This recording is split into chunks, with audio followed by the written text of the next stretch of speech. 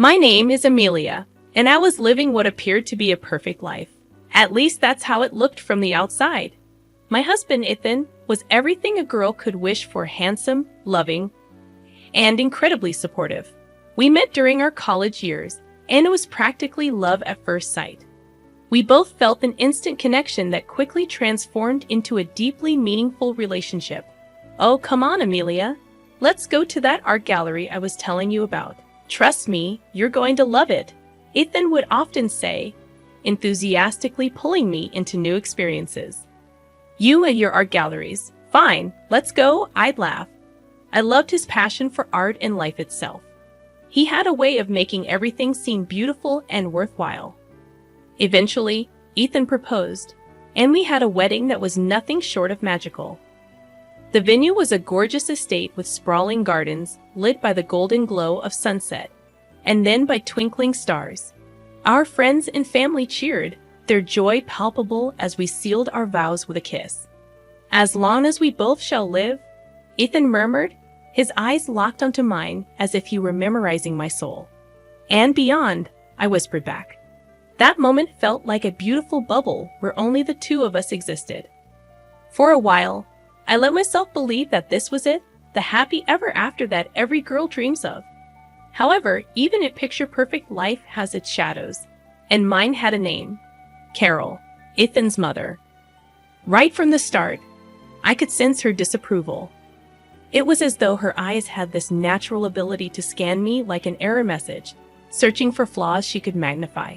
So, Amelia, what is it that your parents do? She'd ask, trying to sound polite during one of our first family gatherings. My father's a mechanic, and my mom's a nurse, I'd reply. A mechanic and a nurse. How charming, she'd say, her words weighed down by a thick veneer of disdain. It wasn't just a question of social status or background. It was as if she thought I was fundamentally unsuitable for her son. While Ethan saw me as his equal, a partner to navigate life's ups and downs, Carol saw me as something far less flattering. She would scrutinize my every move, every decision, as if trying to spot some fatal flaw that would make me unworthy of Ethan's love. Despite this, I held on to the belief that love would conquer all obstacles. I was happy and deeply in love with Ethan. We had built a life together, bought a beautiful home, and were making plans for the future. But little did I know that the seed of discord that Carol had planted was about to grow into an insidious tree, its roots threatening to tear apart the life Ethan and I had lovingly built. So the years passed, turning the page to a chapter I never expected, beginning with what seemed like innocent visits from my mother-in-law. If only I'd known the dark turns that lay ahead. In the first couple of years of our marriage, Ethan and I delved deeper into our careers, navigated our shared ambitions, and eventually bought a house that seemed like something straight out of a romance novel. A charming 2-story home with a white picket fence and a garden we couldn't wait to fill with memories. We were on cloud 9, arranging furniture, selecting paint colors, and envisioning the many holidays we'd spend in our sanctuary. Just when it seemed like life was going perfectly, Carol started to visit more frequently. At first, these visits appeared to be well-meaning gestures from a mother who wanted to be a part of her son's life.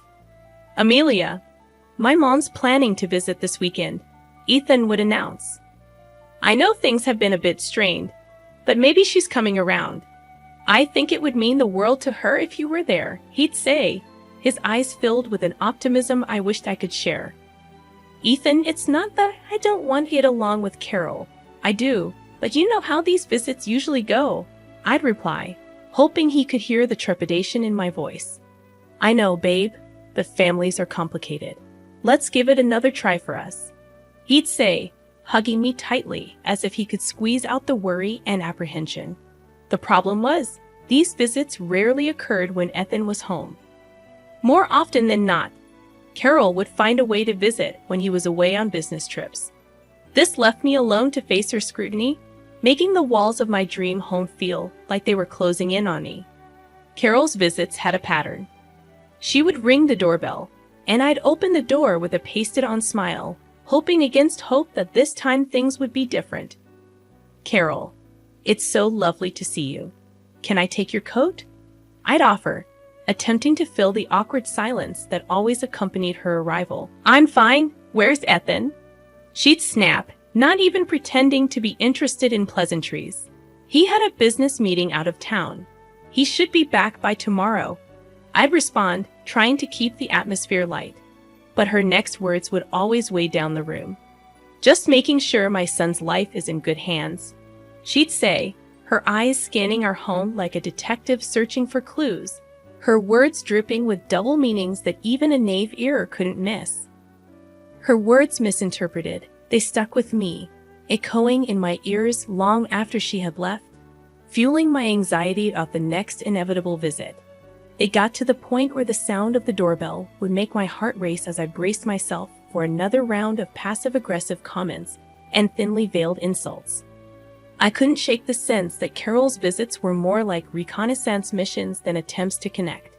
It felt like she was gathering information, building some sort of case against me, though for what, I couldn't say. But that unspoken tension bubbled beneath the surface, a dormant volcano that I knew could erupt at any moment. I just didn't know how or when until the day came that transformed those fears into a horrifying reality. Ethan had just left for a week-long business trip, and I found myself alone in our house. That solitude was a double-edged sword. On one side, I relished the quiet moments, the chance to focus on my own interests, read a book, or have a pampering self-care evening. But the flip side was the looming possibility of another visit from Carol. It felt like an impending storm, an unspoken threat that could materialize at any moment.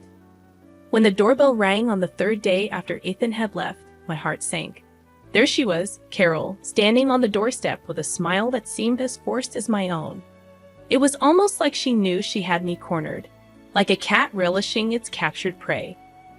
Carol. What a pleasant surprise. Would you like to come in? I greeted her with as much warmth as I could muster. Of course, Amelia. Where else would I be? She said, stepping inside and looking around as if she owned the place. I was just about to make some tea. Would you like a cup? I asked, trying to steer us towards something resembling normalcy. I didn't come for tea, she replied, her voice curt, avoiding eye contact, her gaze drifting around our living room, inspecting the furniture, the walls, and even the family photos we had lovingly arranged. I see. Is there something specific you wanted to talk about? I pressed, my palms sweating, sensing the discomfort hanging in the air like a thick fog. Not particularly. I just felt like I should check in on my son's home while he's away. A mother worries, she said. The implication was clear. She was here to assess, perhaps even judge, how well I was taking care of the life her son had built. It's kind of you to worry. But I assured you everything's fine here. I responded, my voice cracking despite my best efforts to sound confident. We'll see about that, she murmured almost to herself as she sat down on our sofa, making herself at home yet somehow making the home feel less like my own. The atmosphere was so thick with tension that it felt like wading through quicksand. Each second stretched into a minute, each minute into an agonizing eternity. I suggested we have dinner, offered to show her the new renovations we had made to the guest room, and even brought up the possibility of watching a movie together. But each suggestion was met with resistance, passive-aggressive comments, or cold silence. As the evening wore on, I could feel my own walls closing in on me mentally and emotionally. This was my home, the place where I should feel the safest and most comfortable. Yet Carol had turned it into a battlefield fraught with hostility and silent judgment. With a deep breath, I decided to steer the situation towards some resolution. Carol, since Ethan is away, why don't you stay the night? It's getting late, and I've already prepared the guest room. I suppose that would be sensible, she said, finally breaking her reticence. But as I moved to grab her overnight bag, I couldn't shake the sense of impending doom. I knew something was about to happen, something that would shatter the uneasy peace we had been balancing on. What I didn't know was just how devastating that something would be. Night had fallen, and the house was quieter than ever. as if it too sensed the impending turmoil. Carol had retired to the guest room, and I was left to my own devices, my thoughts a swirling tempest of unease and anticipation. Maybe I'm overthinking this, I muttered to myself as I headed up to the second floor to fetch some spare blankets for Carol. Ethan had always told me that I had a tendency to overanalyze situations. "You think too much," he'd say with a smile, pulling me into a hug. I wished he were here now to ease my fears and make me feel secure within these walls. Just as I was about to grab the blankets, I heard a loud slam from downstairs. My heart jumped to my throat. That wasn't just a door closing. That was the sound of finality, of something coming to an end. Shaking off my apprehensions, I raced downstairs, calling out, "Carol, is everything all right?" But the only reply was an overwhelming smell of gas filling the air. I rushed to the kitchen and found the door leading to it closed. Pulling at the handle, I realized it was locked.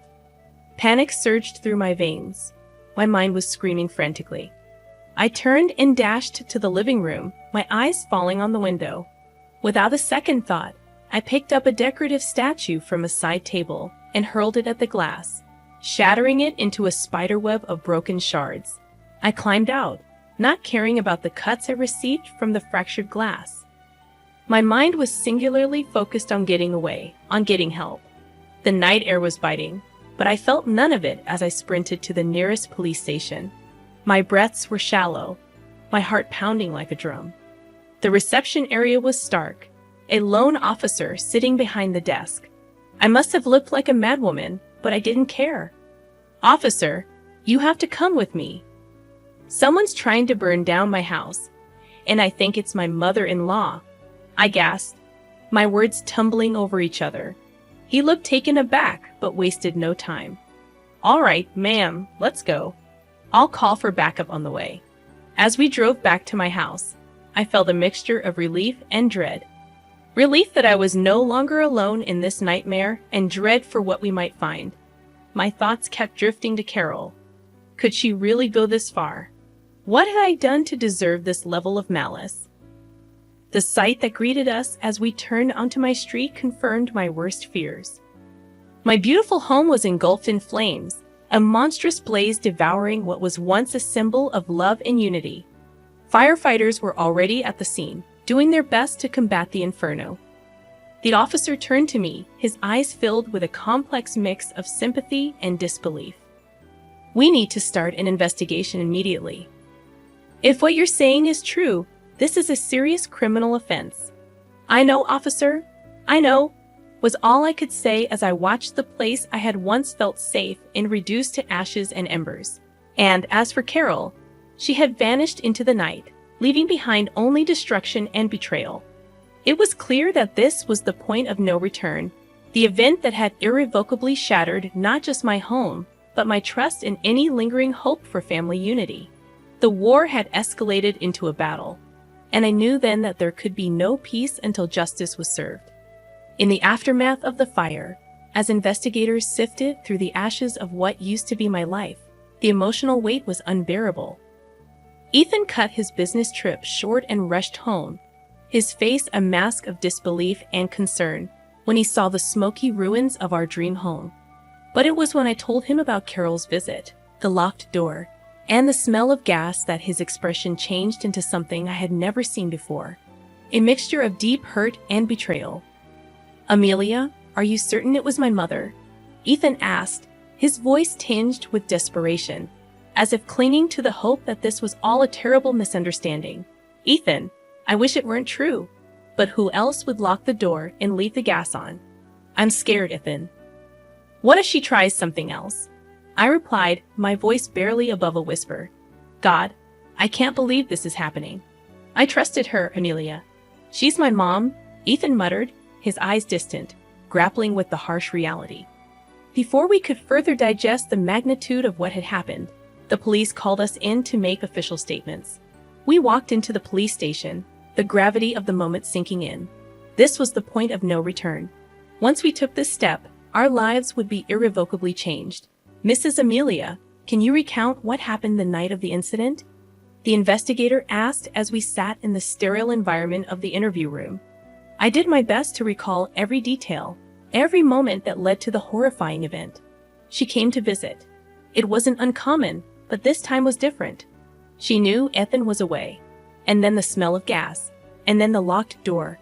I recounted, my voice shaky. And you're sure it was Carol who locked the door?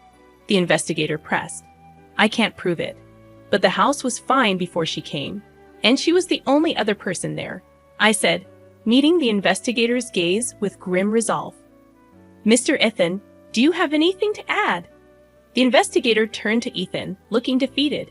Ethan sighed deeply before speaking. As much as it pains me to say this, Amelia has no reason to lie. We need to find my mother and get to the bottom of this. Days turned into weeks as the investigation continued. The tension between Ethan and me was palpable, not because we doubted each other, but because we were both grappling with the enormity of what had been done and by whom. The foundation of our family had been shattered, and we were struggling to pick up the pieces. Finally, the day came when the police had enough evidence to arrest Carol. When the handcuffs clicked around her wrists, it was as if years of tension, dread, and fear had culminated in that moment. Ethan, what are we going to do now? Can we really move on from this? I asked, a heavy weight lifting off my shoulders, but leaving behind a void filled with questions and uncertainties. I don't know, Amelia, Ethan said, wrapping his arms around me. But whatever happens, we'll face it together. As we stood there, I knew that this was just the beginning. There would be trials, both legal and emotional. Lies would unravel and truths would be laid bare. But for the first time, I felt like we could finally confront this dark chapter in our lives and turn the page, even if what lay on the other side was unknown. We would face it as we have faced all things, united, even if broken. The courtroom was stifling, an arena of hushed whispers and unspoken judgments. When the judge announced the sentence, 6 years for attempted murder and arson, there was a collective gasp, a release of the tension that had built up over the weeks of the trial. Carol, for her part, looked neither remorseful nor surprised, but her eyes met mine for a brief second, and in them, I saw a glimmer of something I couldn't quite place. Regret, perhaps, or maybe just the realization that she had lost.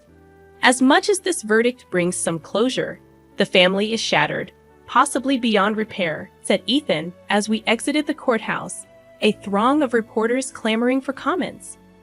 Yes, the family is broken, but not us, Ethan. We'll find a way to heal, even if it takes time, I replied, feeling the urge to reassert the strength of our partnership amidst the ruins of our larger family dynamic. The car ride home was one of the most uncomfortable experiences of my life. Words hung in the air like invisible barriers we didn't quite know how to navigate. Finally, Ethan broke the silence. Amelia, do you think you'll ever be able to forgive her? I'm struggling to even understand her, let alone forgive her, he confessed, his grip tightening on the steering wheel. Ethan, forgiveness is not about her. It's about us. It's about not carrying this heavy burden for the rest of our lives, but understanding why she did it. I don't know if I'll ever get there, I responded, my eyes focused on the road ahead, both literally and metaphorically. We have to rebuild, Amelia. We've lost a home, but we can't lose each other. Where do we even start? Ethan asked, his voice tinged with despair. We start with a fresh slate. We've been through the worst life has to offer, and we're still standing. Maybe a bit bruised, but united, I said, feeling a newfound resolve take hold. Weeks passed, and we temporarily moved into a small apartment while the insurance issues were sorted and our home was rebuilt. I couldn't set foot on the old property without feeling a surge of emotion, so we decided to sell it. Too many memories, both good and bad, were entangled in those walls. It was time for a new beginning.